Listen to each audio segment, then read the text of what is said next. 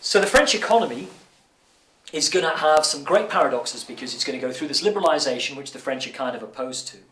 And that's going to mean lots of implementation of lots of directives from the Commission to break up the French market, to force liberalisation and marketisation, and the French aren't going to like it. But they're going to lump it in the short term because in the long road they think that they're going to get beyond that and they're going to remake Europe, to a high level of integration later on. And they're going to go along with liberalisation, but they're going to give it a French twist. So the French are going to privatise their industries, but they're going to privatise them a different way to the English. And the French are going to continue to attempt to use all of the tools at their disposal to promote and advance French industry. Now, sometimes these rules are incompatible with the single market, and France is going to test that market. It's going to, there are more cases at the European Court of Justice against France for not implementing the single market than virtually any other country. So, the French will sign it, but they don't really want a market. They want to go much further. So, if they can get away with not implementing this or that, well, they will, because they're trying to favour the French industry. The other thing about the French economy is that because of its kind of protectionist and socialist kind of slant, the big contrast with Britain is that the French are interested in the quality of jobs, whereas the British are interested in the quantity. In other words, the British labour market is designed to create lots of employment, even if the wages and conditions are quite poor. In France, the quality of life, and remember food and agriculture here, they like great food. The quality of life is more important. So they're not prepared to create jobs at very low wages, what the French call Mac jobs. They want jobs that pay.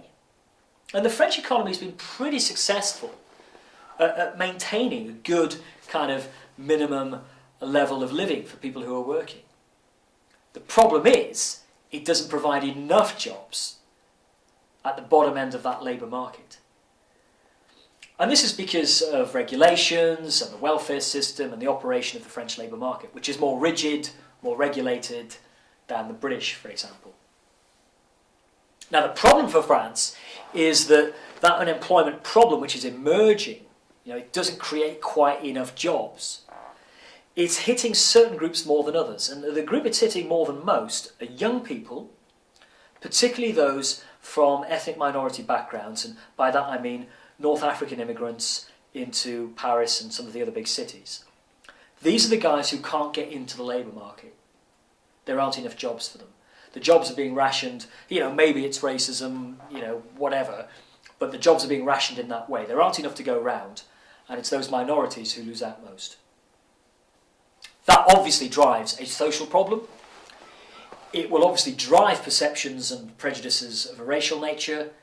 It obviously gives France some of the things that drives its politics. So it should be really, really clear there's a big link between the French model here, how it really works, and the social consequence of that, which is going to be, this is going to be a country where the divide between the races is going to look very clear. They're going to become ghettoised.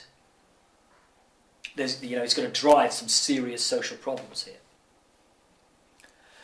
These are France's problems. This is the French model. The positive side is that France is pretty good at lots of technologies and lots of industrial areas where where they've kind of caught up and passed the British, because they've invested a lot in high-tech industries and electronics and communications, and they're maybe a little bit better at those industries than people sometimes assume. So when you look at their economy, you'll find some surprising areas of strength. The downside is they don't create the number of jobs, and we can see that leads to social and ethnic tension.